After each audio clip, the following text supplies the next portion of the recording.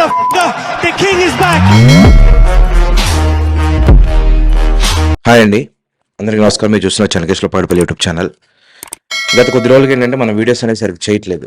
ఎందుకు చేయట్లేదు అంటే దానికి చాలా రీజన్స్ అయితే ఉన్నాయి. దాని మీద కొంచెం వర్కౌట్ చేస్తున్నాను.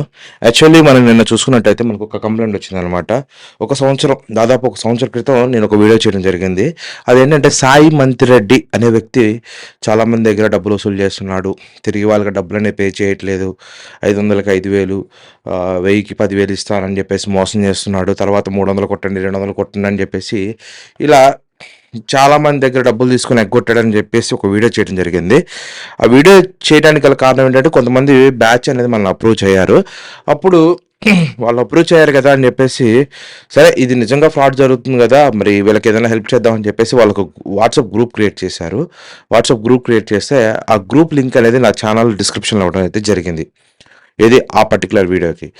అయితే దాంట్లో ఉన్న కొంతమంది, ఒక పర్సన్ రెమో అని చెప్పేసి ఒక వాట్సాప్ నెంబర్ ఉంది. అతను ఏం చేశాడంటే, వేరే వాళ్ళు మీరు ఎవరైనా సరే పార్ట్ టైం జాబ్ కావాలంటే ఈ గ్రూప్లోంచి బయటకు వచ్చి వేరే గ్రూప్లో జాయిన్ ఉండంటే, అలా కొంతమంది ఏం చేశారంటే, సరే ఏదో ఒకటి ఒక రూపాయి వస్తుందేమో అన్న ఆశతో వీళ్ళు వేరే గ్రూప్లో కూడా జాయిన్ అవ్వడం జరిగింది. ఆ గ్రూప్లో జాయిన్ అయిన తర్వాత వాళ్ళ ఆధార్ కార్డు, పాన్ కార్డు, అంటే ఆధార్ కార్డుని ఇట్లా పట్టుకొని ఫోటో తీసి మాకు పంపించండి అని చెప్తే వీళ్ళు అలాగే పంపించారు. వీళ్ళ పేరు మీద వాళ్ళు లోన్స్ తీసుకొని తర్వాత వీళ్ళ నెంబర్స్ ఎత్తకుండా మానేయటం, ఇట్లాంటివి అనేది చాలా స్కామ్స్ అయితే చేశారనమాట. యాక్చువల్లీ ఆల్రెడీ మోసపోయారు. ఒక సాయి అనే ఒక వ్యక్తి గురించి మోసపోయారు. ఆ మోసపోయిన వ్యక్తులు మళ్ళీ వీళ్ళని నమ్మి వీళ్ళ వాట్సాప్ గ్రూప్లో జాయిన్ అయితే వీళ్ళు దాదాపు 400 చేంజ్ మెంబర్స్ అయితే దాంట్లో ఉన్నారు. వాళ్ళని కూడా మోసం చేశారనమాట. ఆ గ్రూప్ అడ్మిన్స్ ఎవరైతే ఉన్నారో వాళ్ళకి నేను కాల్ చేయడం జరిగింది. ప్రతి ఒక్క నెంబర్ కూడా స్విచ్ ఆఫ్. ఇప్పటికీ ఆ గ్రూప్ రన్ అవుతూనే ఉంది. దయచేసి ఆ వాట్సాప్ గ్రూప్ని అయితే నమ్మొద్దు. ఆ గ్రూప్ నేమ్ వచ్చేసరికి సాయి రెడ్డి చీటర్స్ గ్రూప్ అని చెప్పేసి నేమ్ అయితే ఉంటుంది. దయచేసి ఆ గ్రూప్ని ఎవరు కెలకొద్దు, దయచేసి దాని జోలి కూడా పోవద్దు. సరే, ఇక మన టాపిక్లోకి వస్తే, రీసెంట్గా మనం చూసుకున్నట్లయితే ఒక గన్మెన్ తన భార్యని, బంగారు లాంటి పిల్లలండి, 2 మగపిల్లలు, బంగారు లాంటి పిల్లల్ని తన గన్మెన్కి ఎలా గన్ ఉంటుంది కదా, ఆ గన్తో షూట్ చేసి చనిపోయాడు. అంటే పిల్లలిద్దరిని, తన భార్యని, తర్వాత ఆయన కూడా షూట్ చేసుకొని చనిపోయాడు. ఇది చాలా చాలా పెద్ద కేసు, కానీ మనం చూసుకుంటే అసలు ఎక్కడా కూడా కనపట్టలేదు. దాని గురించి కూడా ఎవడో మాట్లాడేవాడు కూడా లేడు. ఇదొకటైతే, ఇంకొకటి, ఇద్దరు జాన్ జిగిడి దోస్తులు, చిన్నప్పటి నుంచి కూడా ఒకే కంచంలో తిని ఒకే మంచంలో పడుకునే 2 ఎదవలు, అంటే ఒకటే ఎదవ అనుకోండి. దాంట్లో వాడు వేరే వాడి భార్య ఫోటోల్ని మాఫింగ్ చేసి అతని ఫ్రెండ్కే పంపించి అతని దగ్గర నుంచి లక్షలు వసూలు చేసి చివరికి ఏ రకంగా టార్చర్ చేశాడంటే ఆ రకంగా టార్చర్ చేశాడు. దాన్ని కూడా మనం బద్దలు కొట్టడం అయితే జరిగింది. కానీ కొన్ని కారణాల రీత్యా అది నేను పెట్టలేకపోతున్నాను. మొన్న రీసెంట్గా వచ్చిన షార్ట్ ఏదైతే ఉందో ఆ షార్ట్ నేను హైదరాబాద్లో చేయడం జరిగింది. హైదరాబాద్లో జరిగిన సంఘటన అనమాట. దాని మీద పూర్తిగా డాక్యుమెంటరీ తీసి కంప్లైంట్ ఇవ్వాలనే ఒక ఉద్దేశంతో నేను మళ్ళీ హైదరాబాద్ బయలుదేరడం అయితే జరుగుతుంది. అది ఇవ్వాలా, రేపా, లేకపోతే ఎల్లుండి అనేది అయితే కరెక్ట్గా తెలీదు. ఖచ్చితంగా హైదరాబాద్ రావాలి.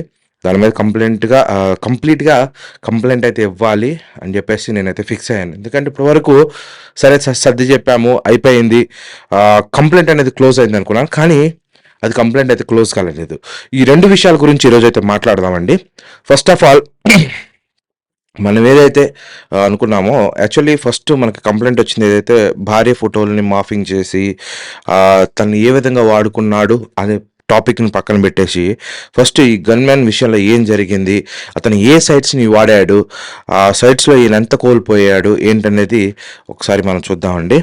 యాక్చువల్లీ ఈ గన్మ్యాన్ ఏంటంటే, ఇప్పుడు అతని డీటెయిల్స్ కానీ ఎందుకని చూపించట్లేదు అంటే, ఆల్రెడీ మీడియా వాళ్ళు రచ్చ చేశారు, దానివల్ల ఉపయోగం లేదు. మళ్ళీ ఏదో మన కంటెంట్ కోసం అతని ఫేస్ని, వాళ్ళ పేరుని వాడుకున్నట్టు ఉంటుంది. కానీ ఒక ఫోటో అయితే వేయడానికి అయితే ట్రై చేస్తాను, అంతకుమించి వేరేదైతే డీటెయిల్స్ అయితే నేను చెప్పలేను. ఎందుకంటే మన దగ్గరకు వచ్చే వాళ్ళు ఎవరైనా సరే మనం ఒకళ్ళ జీవితాలని మరీ నడి రోడ్డు మీద పెట్టాలనే ఉద్దేశం మనకి ఎప్పుడూ ఉండదు. కాబట్టి అదేవిధంగా ఈయన విషయంలో కూడా వర్తిద్దాము.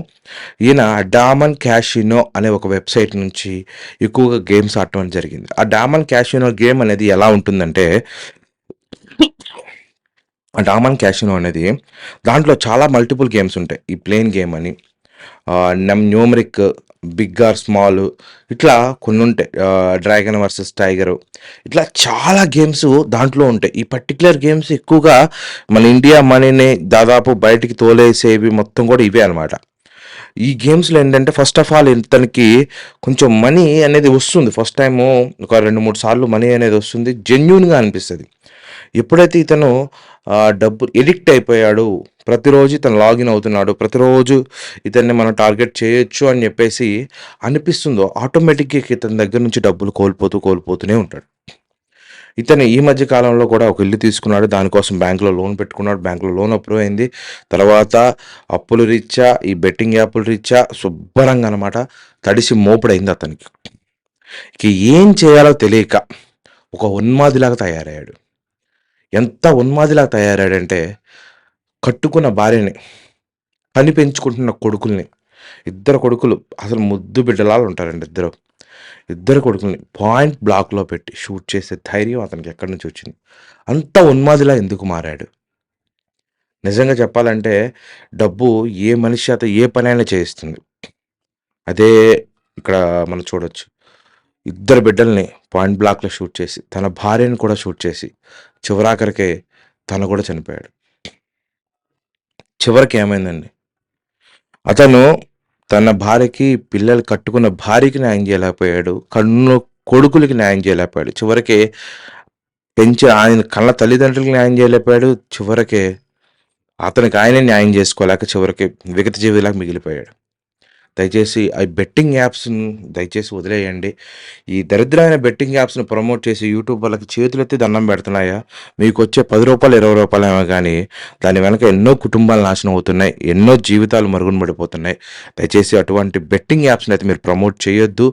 వాడిచ్చే ₹2 కక్కుర్తి పడి ఇంకొకడు కొంపను తగలెట్టేయద్దు. మీలాంటి దరిద్రపు ఇక నేను తిట్టాలే కానీ ఇప్పుడు తిట్టే ఉద్దేశం కూడా నాకు లేదనమాట. సరే, ఇది ఇట్లా ఉందండి. నెక్స్ట్ వచ్చేసరికి ఇది ఎక్కడో కాదండి, మన హైదరాబాద్ పట్టణంలో జరిగింది. ఎల్బీ నగర్లో జరిగినటువంటి ఒక యథార్థ సంఘటన. ఇది జరిగి కూడా ఏదో నెలలో సంవత్సరాలు అవ్వలేదు, రోజులే. ఏం జరిగిందంటే, వీళ్ళిద్దరు ఫ్రెండ్స్ అనమాట. ఈ దోస్తులు ఇద్దరు మంచి ఫ్రెండ్స్. వీళ్ళిద్దరూ చక్కగా సాయంత్రం పోయి బార్లో కూర్చొని తాగి చక్కగా ఎంజాయ్ చేసి ఎవరి కొంపగా అడిగిపోయే బ్యాచ్ అనమాట. ఇందులో ఒక పర్సన్, ఏ అనే పర్సన్కి ఏంటంటే, బి అనుకుందాం వీళ్ళిద్దరిని. ఏ అనే పర్సన్ ఏంటంటే కొంచెం ఆర్థికంగా స్తోమత కలిగినటువంటి వాడు. బి అనే పర్సన్ ఏంటంటే నామినల్గా ఏదో పల్సర్ బండి వేసుకొని తిరుగుతాడు. ఈ ఏ అనే పర్సన్ ఏంటంటే కొంచెం హయ్యర్ బండి, బుల్లెట్ వేసుకొని తిరుగుతాడంటే, బుల్లెట్ కాదు ఏదో చెప్పాడు సంథింగ్, ఏదో అలా అనుకోండి, ఓకే కదా. అలా తిరిగే వ్యక్తి వాళ్ళ మిస్సెస్ ఫోటోని ఏం చేశాడంటే వాట్సాప్ డీపీ గాను, అలాగే ఫేస్బుక్లో వీళ్ళిద్దరి మధ్య అంటే వీళ్ళిద్దరు కలిసి దిగిన ఫోటోలు, ఆ ఎంగేజ్మెంట్కి సంబంధించినవి కానీ, లేకపోతే ఆ మ్యారేజ్లో ఉన్నటువంటి కొన్ని ఫొటోస్ని అనేది చక్కగా మాఫ్ చేసి, అంటే చక్కగా ఎడిటింగ్ చేసి పెట్టుకుంటారు కదా, అటువంటి ఫొటోస్ని అన్నీ తీసేసి వీడు చక్కగా మాఫ్ చేసి వాళ్ళ మిస్సెస్కి పంపించడం జరిగింది. వాళ్ళ మిస్సెస్ని ఈ దరిద్రుడు ఏమంటాడంటే చెల్లె అంటాడు. నెంబర్లు మార్చుకోవడం అన్నీ అయిపోయింది. అటువంటి అమ్మాయి వేరే వాళ్ళతో ఎవరితో ఉన్నట్టుగా తన ఫొటోస్ని మాఫ్ చేసి, ఎంత చక్కగా మాఫ్ చేశాడంటే అది నిజమా అబద్ధం అనేది కూడా తెలియదు అనమాట. అంత ఇదిగా మాఫ్ చేసి ఆ అమ్మాయికి పెడుతుండేవాడు.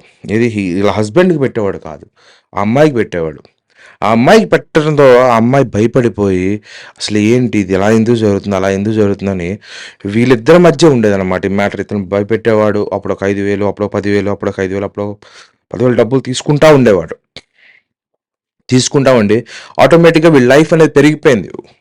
వీడి ఎక్స్పెన్షన్స్ అనేవి పెరిగిపోయినాయి, ఖర్చులు పెరిగిపోయినాయి, ఇంకా వీడి యొక్క ఇది కూడా పెరిగిపోయింది, లెవెల్ కూడా పెరిగిపోయింది. ఆ లెవెల్ పెరిగిపోయిన తర్వాత ఇంతకుముందు ఏ అనే పర్సన్ డబ్బులు ఖర్చు పెడితే మందు ఆగడానికి, ఇప్పుడు బి అనే పర్సన్ కూడా మందు ఖర్చు పెడుతున్నారు. ఈ బి అనే పర్సన్ ఖర్చు పెట్టే డబ్బులు ఎవరి, మళ్ళీ ఏ అనే పర్సన్వే. అది ఎలా సంపాదిస్తున్నాడు, వక్రంగా సంపాదిస్తున్నాడు. సరే, ఇంతవరకు అయితే బాగలేదు. తర్వాత ఇతను ఎవరో రివీల్ చేశాడు. ఎవరికి? ఆ అమ్మాయికి రివీల్ చేసి తనని ఇంకా వేరే విధంగా సెక్సువల్గా టార్చర్ చేయడం స్టార్ట్ చేశాడు. ఎక్కడకి ఫోన్ చేసి అక్కడ రమ్మంటే అక్కడికి వెళ్ళిపోవాలి. లేదంటే ఎక్కడ ఓయో రూమ్ కంటే అక్కడ ఓయో రూమ్‌కెళ్ళాలి. తనని చాలా రకాలుగా మానసికంగా, శారీరకంగా వాడుకొని చాలా ఇబ్బందికి గురి చేశాడు. దాదాపు 11,00,000 ఆమె దగ్గర నుంచి తీసుకున్నాడు. ఎప్పుడైతే ఈమె భయపడి ఒకసారి ఎళ్తే అయిపోతుంది కదా అని చెప్పి ఒకసారి ఎళ్తే, మళ్ళీ దాన్ని రికార్డ్ చేసుకొని, మళ్ళీ దాన్ని ఇంకెంత వల్గర్‌గా అంటే అంత వల్గర్‌గా. ఇది యాక్చువల్లీ ఇప్పుడు స్టేషన్‌లో రన్ అవుతుంది కేసు. ఎక్కడ ఏంటి అనేది నేను చెప్పలేను. స్టేషన్‌లో రన్ అవుతుంది. మళ్ళీ రేపు నైట్ హైదరాబాద్ నేను బయలుదేరాలి. రేపా, ఇవ్వాలా, ఎల్లుండా అనేది నాకు తెలీదు. ఖచ్చితంగా అయితే నేను హైదరాబాద్ రావాలి. దాని గురించి కంప్లీట్ డీటెయిల్స్ అనేది నేను అన్నీ గ్యాదర్ చేశాను కాబట్టి అవన్నీ కూడా మనకి సదరు డిపార్ట్మెంట్‌కి అది సబ్మిట్ చేయాలి. అందుకోసం నేనైతే వస్తున్నాను. ఈ కేసులో దిగిన తర్వాత మాకు తెలిసిన విషయం ఏంటంటే, అసలు యాక్చువల్లీ ఈ అనే పర్సన్‌ని దాదాపు కొన్ని నెలల క్రితం 8, 9 నెలల క్రితం ఈ లోన్ యాప్స్ నుంచి బయటికి లాగడం జరిగింది. 7 డేస్ యాప్స్‌లో పడ్డాడు. పాపం ఆయన కింద మీద పడి దాదాపు 17,00,000, 20,00,000 వదిలించుకున్నాడు. వదిలించుకున్న తర్వాత ఏదో ఇంకొంచెం డెవలప్ అయ్యి మళ్ళీ అతను స్టేబుల్ అయ్యి కాస్త డబ్బులు సంపాదించుకున్న సమయంలో మళ్ళీ భార్య ఇలా ఇబ్బందులకు గురైంది. చాలా అంటే చాలా నరకం అనుభవించింది ఆవిడ. ఆ తర్వాత ఈ పర్సన్‌కి డౌటొచ్చింది. ఏంటి మా ఆవిడ ఎక్కడికెళ్తుంది? ఏంటి? ఎక్కడికి పోతుంది? అసలెవరికీ చెప్పట్లేదు. ఏం జరుగుతుందని జెప్పేసి తను నాకు అన్నా నేను ఒక నంబర్ ట్రేస్ చేయాలనుకుంటున్నా అని జెప్పేసి నా దగ్గరకొచ్చాడు. బాబు మేము అలాంటివి చేసేవాళ్ళం గాదు. ఏదైనా ఉంటే ఇట్లా అని జెప్పేసి అనుకున్నా.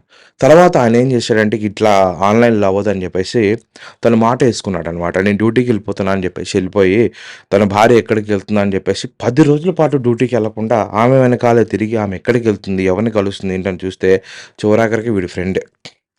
తర్వాత ఇద్దరిని కలిపి పట్టుకొని కొట్టి ఇతను స్నేహితులు కలిసి వేరే కొంతమందిని తీసుకొని పోయి దేహశుద్ధి చేశారు. వాడికి, ఆమెకి కూడా చేశారు. చేసిన తర్వాత ఇంకా బ్రీఫ్‌గా ఎంక్వైరీ చేసి అసలు ఎందుకు నువ్వు ఇట్లా దీంట్లోకెళ్ళావు అని పెద్ద మనుషుల సమక్షంలో కూర్చోబెట్టి అడిగితే వాడెప్పుడైతే ఈ ఫోటోలు పంపించాడో ఈ ఫోటోలన్నీ కూడా ఇతనికి సంబంధించిన ఫేస్‌బుక్‌లో అన్నమాట. ఎవరైతే అనే పర్సన్ ఉన్నాడో ఆ పర్సన్‌కి వాట్సాప్ డీపీలు కానీ, ఇన్‌స్టాగ్రామ్‌లో కానీ, ఫేస్‌బుక్‌లో కానీ పెట్టుకున్నటువంటి ఆ ఫోటోస్‌నే మాఫ్ చేసి ఆ అమ్మాయికి పంపించి, అమ్మాయిని లోబరుచుకున్నాడు. దానికి సంబంధించిన కాల్ రికార్డ్స్ అన్నీ కూడా ఆ అమ్మాయి చాలా జాగ్రత్తగా దాచింది. తర్వాత అర్థమైందన్నమాట.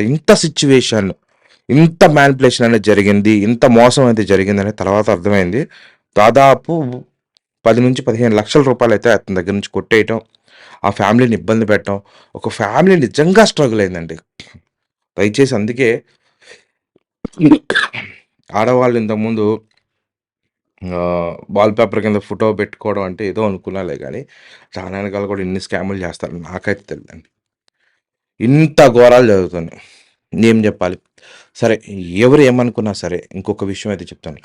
ఈ 7 డేస్ లోన్ యాప్స్ అనేది వాటి మీదైతే యుద్ధం చేస్తున్నాం. దానికి సదరు ఎక్విప్‌మెంట్ కానీ ఏదైనా సరే రోజు రోజుకి ఇంప్లిమెంటేషన్ అనేది చేసుకుంటూనే ఉన్నాం. కానీ మీరొక్కటి గమనించాలి. దయచేసి ఈ రూ. 5,000, రూ. 10,000 ఫోన్ చేయొద్దు. దయచేసి వీడియోలో ఉన్నట్టుగా చేయండి సరిపోతుంది. అంతేగాని ఫోన్‌లు చేసి నాకు ఇది కావాలి, అది కావాలని చెప్పేసి అడగొద్దు. దయచేసి ఛానల్‌లో ఎటువంటి డబ్బులు లేవు. ప్రెజెంట్ ఉన్న సిట్యుయేషన్‌లో చాలా ఆర్థికంగా అయితే చాలా లాస్‌లో ఉంది ఛానలు. ఇప్పుడు ఇంక ఛానల్ డెవలప్‌మెంట్ కానీ, ఎందుకంటే వీడియోస్ సరిగ్గా అప్‌లోడ్ చేయట్లేదు. ఒక్క రూపాయి కూడా రావట్లేదు. ఎవరు డొనేషన్ కూడా ఎవరు చేయట్లేదు. చాలా ఇబ్బందుల్లో ఉంది ఛానల్ అయితే. ఏంటంటే ఇక తప్పక దీంట్లో దిగాం కాబట్టి ఏదో కంప్లీట్‌గా అయితే బయటకొద్దాం, లేకపోతే దాంట్లోనే మునుగుదాం అన్నట్టు ఉన్నానే తప్ప, మీరు కాస్త తలా చేయేస్తే బయటకొస్తా. కానీ చేసేవాళ్ళు కూడా ఎవరు లేరు. దయచేసి వీడియోని ఎండ్ వరకు చూడండి. అలాగే లైక్, షేర్ ద్వారా మీ యొక్క సపోర్ట్‌ని అయితే తెలియజేయండి. అంతకుమించి నేను కోరుకునేదైతే ఏం లేదు. ఇంకా వీడియోస్ అయితే చేద్దాము. ఈ ఒక్కటే కాదు, చాలా స్కామ్స్ ఉన్నాయి. ఒక ఇన్‌స్టాగ్రామ్‌లో ఒక స్కామ్ అయితే నాకు రివీల్ అయింది. ఆ స్కామ్ ఏంటి? దాని పూర్తి యొక్క డీటెయిల్స్ తెలుసుకొని మీకు నెక్స్ట్ వీడియోలో అయితే తెలియజేస్తాను. దయచేసి వీడియో నచ్చితే లైక్ చేయండి, షేర్ చేయండి. And thanks for watching and thanks to all. జై హింద్.